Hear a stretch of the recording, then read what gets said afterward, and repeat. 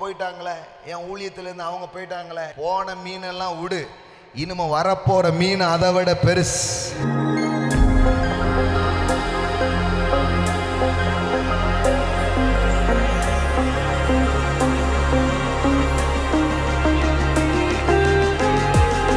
இதுக்கு முன்னாடி வந்தது பெருசு இல்லை சார், இனிமே வரப்போறதுதான் பெருசு.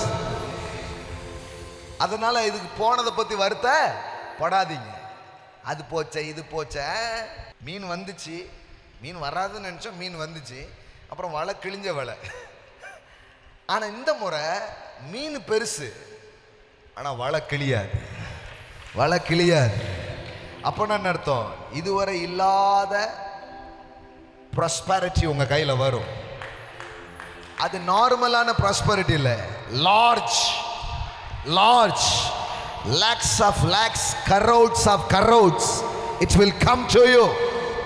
Amen.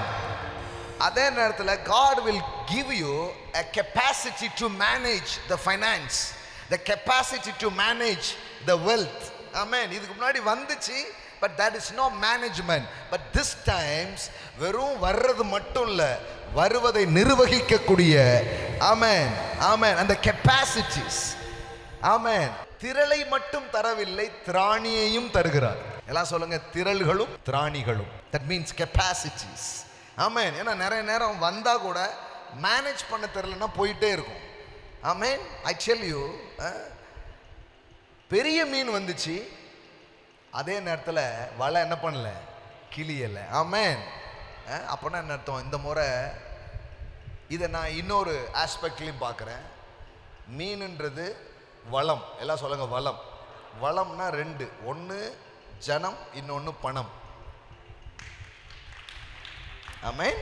ஸோ ஐ பிலீவ் ஊழியங்களில் இருக்கிற பிள்ளைகளுக்கெல்லாம் நான் சொல்கிறேன், இதுக்கப்புறம் வரப்போகிற ஆட்கள் பெரிய பெரிய ஆட்களாக இருப்பாங்க. ஆமென். ஐயோ அவங்க போயிட்டாங்களே, என் ஊழியத்திலேருந்து அவங்க போயிட்டாங்களே, என் சர்ச்சிலேருந்து இவங்க போயிட்டாங்களே, போன மீனெல்லாம் விடு, இனிமே வரப்போற மீன் அதை விட பெருசு. இந்த முறை வலை கிழியாது, இந்த முறை தங்கும் ஆசீர்வாதங்கள். ஆமென்.